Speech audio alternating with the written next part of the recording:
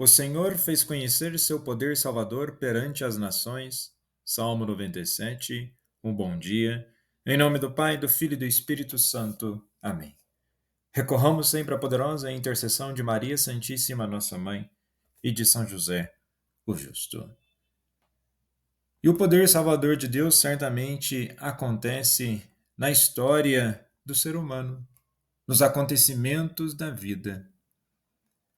Muitas vezes nós podemos correr o risco de acharmos que vai ter um momento específico ou um momento especial para esperarmos a salvação ou até mesmo encontrarmos de uma forma mais íntima com Deus. Mas vejamos, a salvação se dá em vida, a partir das vivências diárias e dos acontecimentos da história.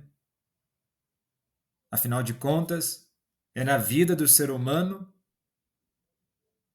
que são desenvolvidas as práticas, as experiências, tudo aquilo que diz respeito ao que podemos vivenciar está na realidade, na vida cotidiana e não fora dela. E nesse sentido, na primeira leitura de hoje, na primeira carta de São Pedro, capítulo 1, do versículo 10 ao 16, começa assim: Caríssimos, esta salvação tem sido objeto das investigações e meditações dos profetas. Eles profetizaram a respeito da graça que vos estava destinada.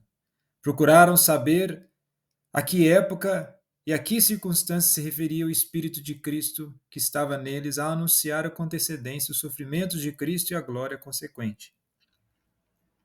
Então vejamos, eles procuraram saber a época e as circunstâncias. E qual é a nossa época? Quais são as nossas circunstâncias? O dia a dia, os desafios. Não há um momento específico ou especial, solene e isolado da história ao qual que nós deveremos dar a nossa resposta. Nós damos a nossa resposta a Deus e ao projeto do reino a todo momento. E é exatamente a partir dessa nossa resposta que nós vamos ter os desafios, as nossas escolhas. Que o nosso sim seja sim, que o nosso não seja não.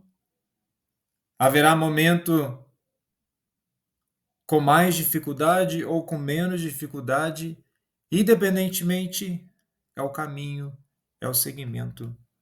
E nesse sentido, no Evangelho de hoje, em Marcos 10, do versículo 28 ao 31, naquele tempo, começou Pedro a dizer a Jesus: Eis que nós deixamos tudo e te seguimos. Respondeu Jesus: Em verdade vos digo, quem tiver deixado casa, irmãos e irmãs, mãe, pai, filhos, campos, por causa de mim e do Evangelho, receberá 100 vezes mais agora durante esta vida.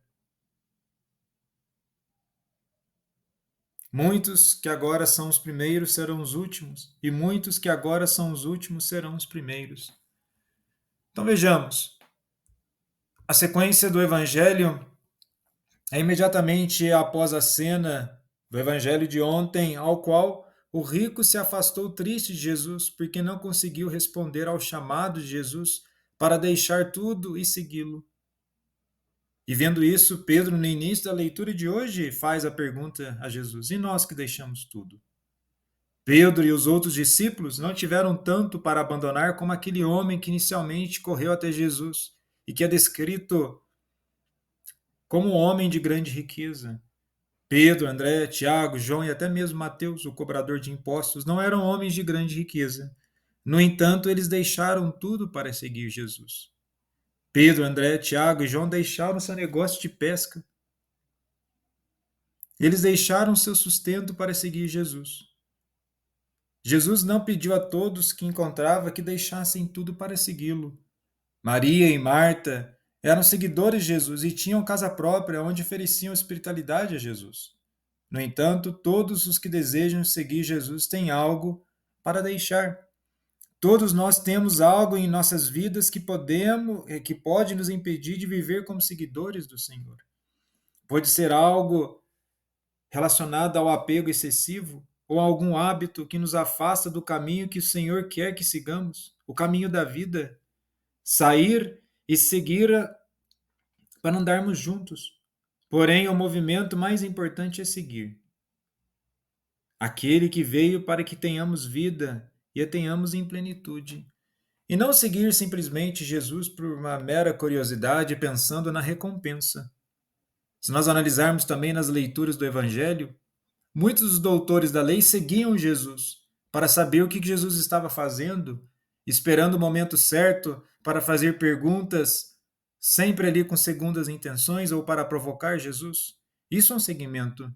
E a nossa fé não deve ser algo apenas para seguir, esperando uma recompensa, achando que a partir do momento que eu tenho fé, Deus ele tem que ter uma surpresa, uma revelação para mim para saciar essa fé.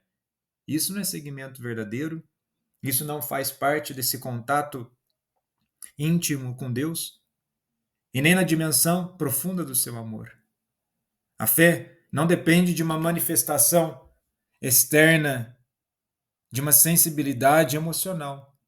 Ela simplesmente brota de uma experiência profunda com Deus, ao qual se revela dia após dia na nossa história, e que possamos sempre nos perguntar: o que eu preciso abandonar, o que eu preciso deixar, tirar da minha vida para que de fato eu consiga seguir o Mestre. Jesus, manso e humilde de coração, fazei o nosso coração semelhante ao vosso.